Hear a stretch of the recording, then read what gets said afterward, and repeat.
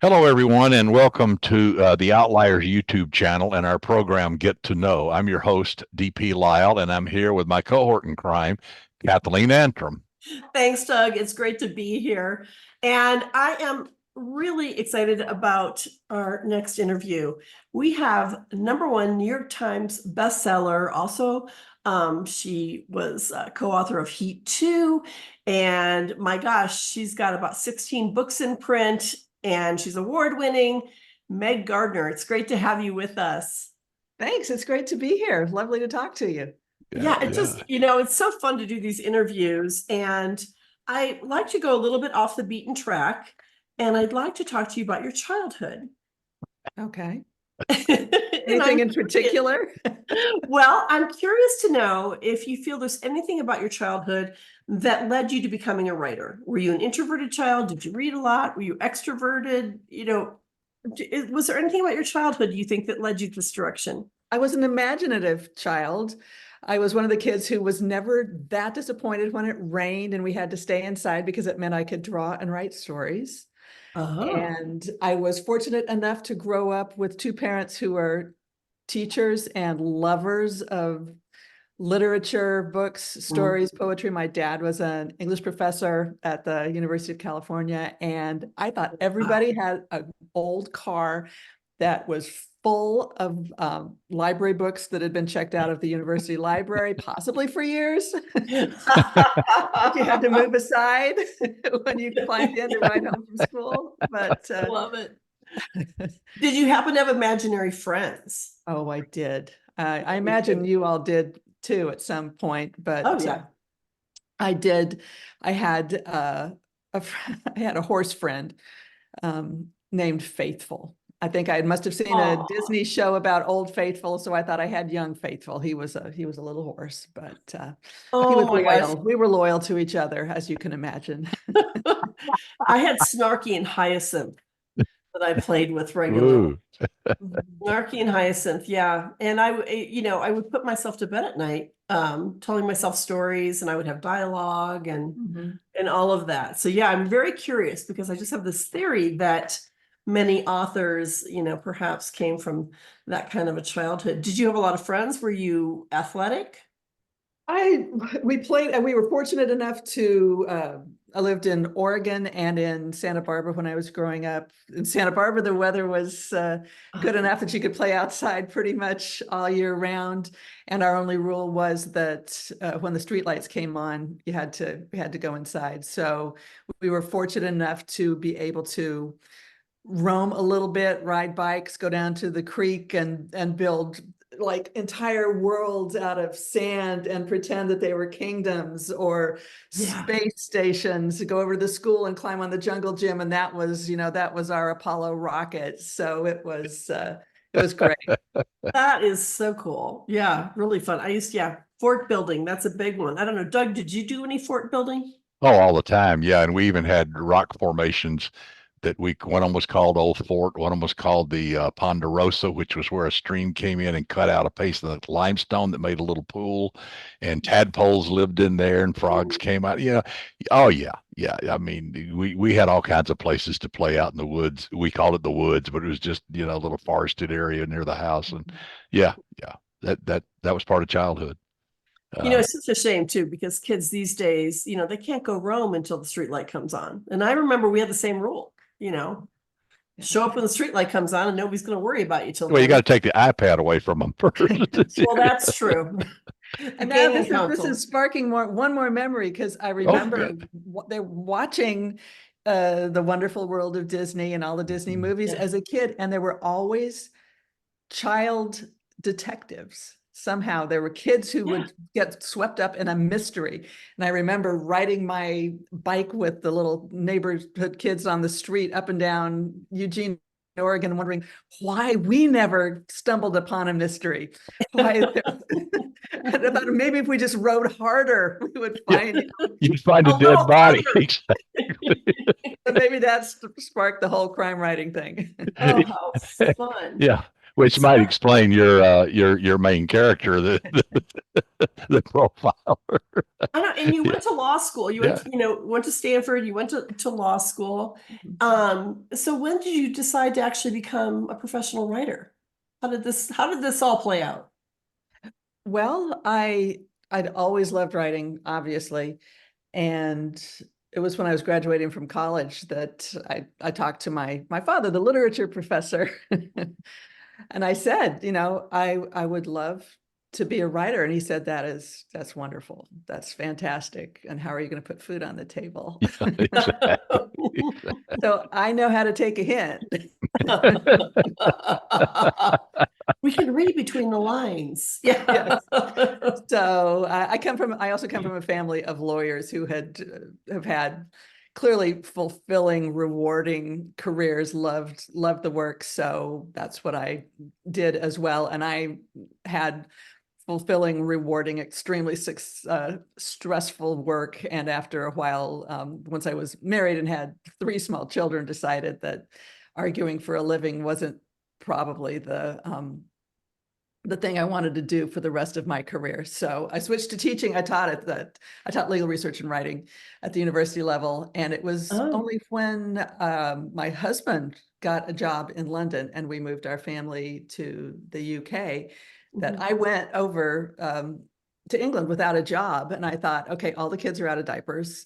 They're at least in preschool part-time. And if, this is my chance. I've been talking about writing a novel for years. And if I don't do it now, I never will. It's time to put up or shut up. So I took the cold, rainy, dark, dull days of England when I had a few hours at home alone, and I started writing. And of course, I'm sure you know the story from there. You write something that you think is absolutely marvelous, and then you realize that no matter how skilled you are at other kinds of writing, that writing novels is a totally new sport, new discipline. You're in a new arena. Yes. So you have to learn a whole new set of skills. So that's why I certainly have the novels in the drawer that I hope will never unearth themselves. See the light of day. Yes. I have one of those. But then along came China Lake, and you won the Edgar Award for best paperback original, which is a pretty cool deal. It was, and Doug, I have to tell you, I remember shortly after that, which was so shocking and wonderful, and really changed my career trajectory. I think that I ran into you at Thriller Fest in New York, and I had maybe met you once before, and you just came walking down the hall to me with your arms out, and you said, "This is a big deal. I hope you know this is a really big deal." Yes. And your enthusiasm and your support just lit me up all over again. Well, bless you. So I never won an Edgar, but I got nominated a couple of times, and that is a big deal because it's like, it's like the Academy Award. I mean, it's a big deal. And you won it. Exactly. Well, it's like the Academy Awards because you're being judged by your peers. Yeah, so, exactly. People who are very good at what they do. So yes. It is a big deal. So. Well, tell us about Heat. How did all that come about? Because obviously these books have been just that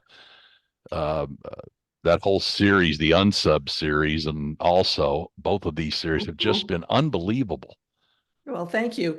I was knocked flat when my agent called me and said, would I be interested in collaborating on a novel with Michael Mann? That he wanted to write a sequel / prequel to the film Heat, and he wanted to do it as a novel. And I kind of stepped back thinking that this would be an enormous project. It would could be the opportunity of a lifetime working with an icon of mine. I mean, Michael Mann is just such a spectacular director. I've loved everything he's ever written and directed, going back to the Jericho Mile, which was a TV movie. And I thought, whoa, this would also be it would be a privilege, but it would be a huge responsibility to step into an iconic world with that world's creator and try to do it the justice that that it deserved. And then the little devil on my shoulder whispered, he said, "Come on, Meg, you've always wanted to write a heist novel. You've always wanted to write a heist novel. And when are you ever going to get another chance like this?" Right. Then I just Right. leaped on it, like, throwing myself out the door of an airplane with the airborne. And so it was a very challenging project. It's a big book. It's a complex book.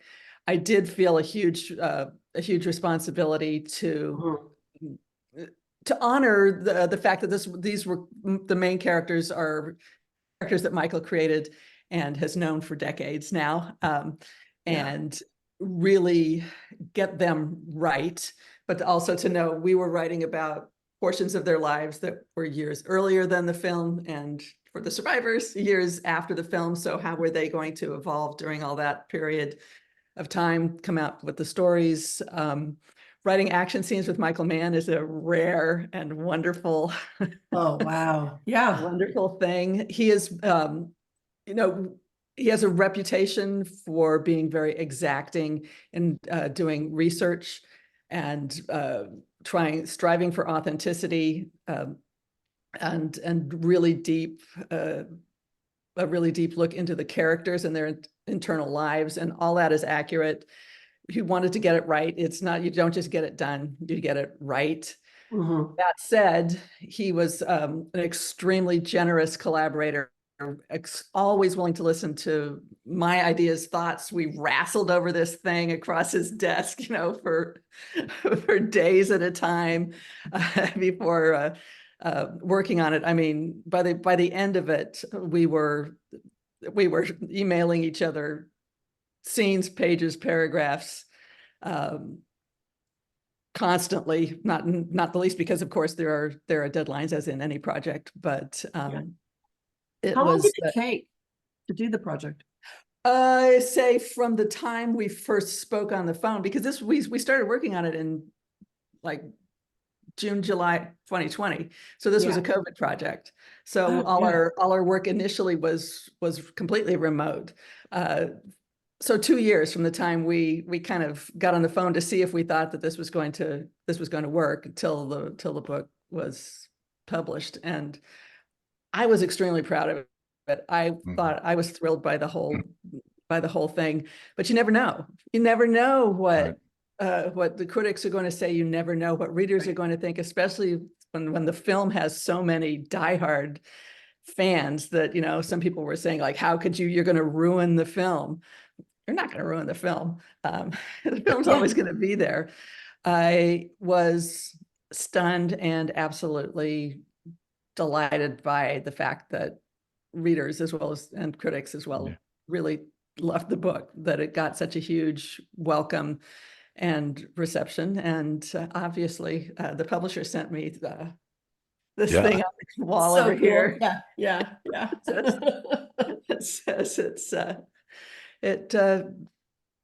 it topped the New York Times bestseller list. So clearly it connected with readers, and there's nothing more wonderful than that. And I got a huge bear hug from my son, my 6'2" son. So. Aww. So he loved it too. Yeah, exactly. Well, I did. Both of them actually. Well, let's talk about Unsub, that whole series, because to me, that's what I really like, because, well, you're dark. And this is dark. That warms my heart. Yeah, I know it does. So tell us about Kathleen and Unsub and all this series, because it's remarkable. I really like it. Thank you. Unsub is the title of the first book and has become the title of the entire series, which I imagine plenty of your audience out there knows. Unsub is FBI shorthand for unknown subject. The perpetrator who they haven't identified yet, who they're seeking. It's a slang for the real life whodunit. And so Caitlin Hendricks is the protagonist in the series. She starts out in Unsub as a junior detective in the Bay Area. And in the first book, a legendary serial killer who had disappeared for decades becomes active again. And that was sparked by growing up in a state where the Zodiac had been Right. terrorizing California. And I'm old enough to remember seeing the police drawings of the Zodiac and asking my parents, who is this? Why is there a person, where is there a drawing of somebody wearing like a executioner's hood with a bizarre symbol drawn on the front? And that sure helped me not sleep at night when I was It was scary. kid. I mean, that was really frightening for many years. Yeah. And the thing is, the Zodiac's never been officially identified, much less apprehended. Right. The Zodiac went away, but for years after that, sent taunting letters to police and the newspapers. And I thought, this case went cold, but what's to stop this guy from deciding that it's time for his fun to start up again? And so that's what I do always. What scares me is what I turn into a book. So that's what happens in Unsub. And I thought a compelling way to tell that story would be to say, if this killer picks up again after a generation, you tell the story through the generations of detectives who had been trying to identify and capture the killer.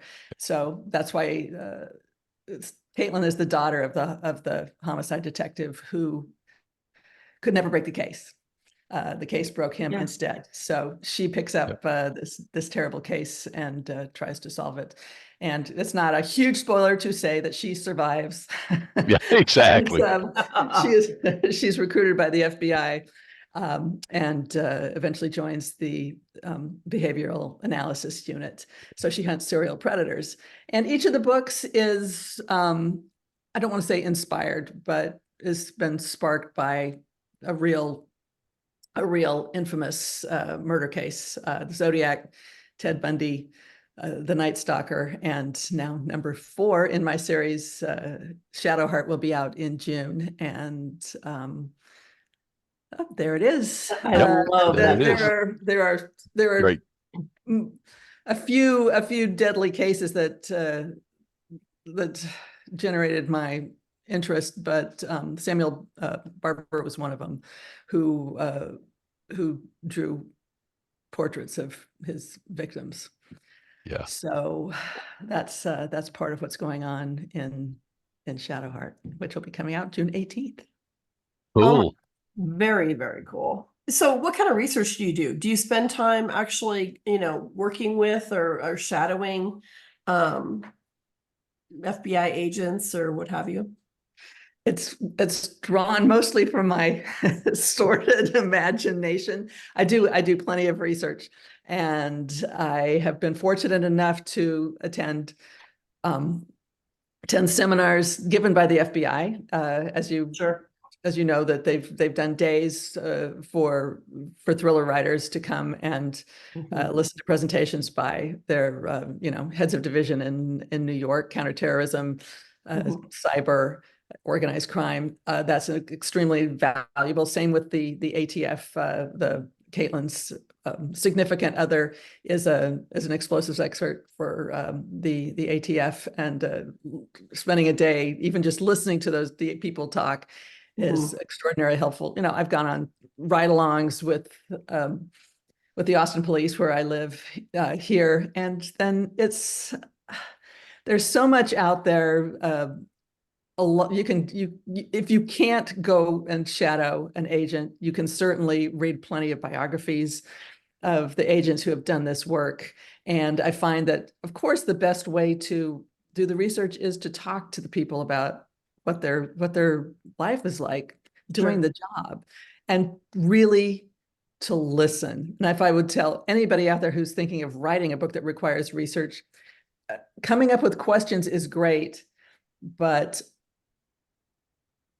observing the people you're talking to and really figuring out just how to listen to what they're really saying about their life will just open everything up to you as you figure out what drives them, what truly motivates them.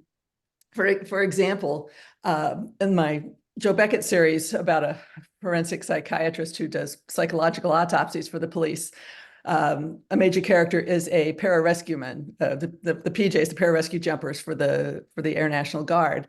And it took me quite a while, but I did get the 129th Rescuing in Moffett Field in the Bay Area to permit me to come and talk to them. And that was fascinating. You know, just coincidentally, everybody in the unit is like 28 years old and has 0% body fat, and they like climb El Capitan to relax on the weekend, and they jump out of planes, and they ski and they scuba and they do all this stuff. And that was really wonderful. But it was when I was getting ready to leave and we walked back through the office, and I was supposed to meet my husband and daughter for dinner. And I was just offhandedly, I said, hey, y'all know the quickest way to get to Burke's Steakhouse in San Jose? And I swear it was like they'd gone to DEFCON 1.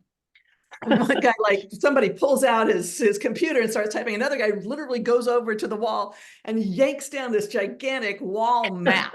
And somebody else is on their phone, like looking for the compass heading and everything. They're search and rescue.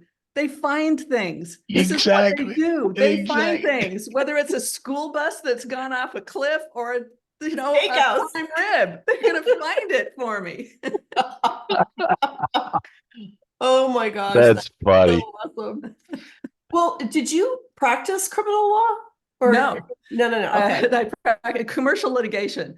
So there were plenty of, I know the court system, but I've never practiced criminal law, but you can find plenty of characters when you're just, yes. Oh, I'm exactly. sure. Yeah. Exactly. Just hanging around a courthouse. Yeah, I'm sure. Exactly. Well, I have to tell our listeners that you're going to be doing a couple of classes in the Outliers Online Writing University, where we're looking forward to that, and we appreciate it because you are now officially an outlier, and we like it. But we always knew you were. Yeah. Saw it right off. I would have stayed at the law firm if I didn't want to be an outlier. Yeah. Exactly. Absolutely. So what are you working on now? You got obviously the book coming out in June, but where are you now? And what other projects? Multiple projects. I've written a short story for an anthology based in the world of Stephen King's novel, The Stand. Cool. Which has he's writing the introduction to it. So that will be out from Simon & Schuster sometime next year, which was, again, a real thrill to be asked to participate in that. I am writing another novel together with Michael Mann, a standalone manhunt thriller set in an international milieu. And that's as much as I can tell you at the moment, but I'm extremely excited about that. And then brainstorming as always, whatever's going to be next. So keep it cooking. That's my motto. Cool. Love it. Love it.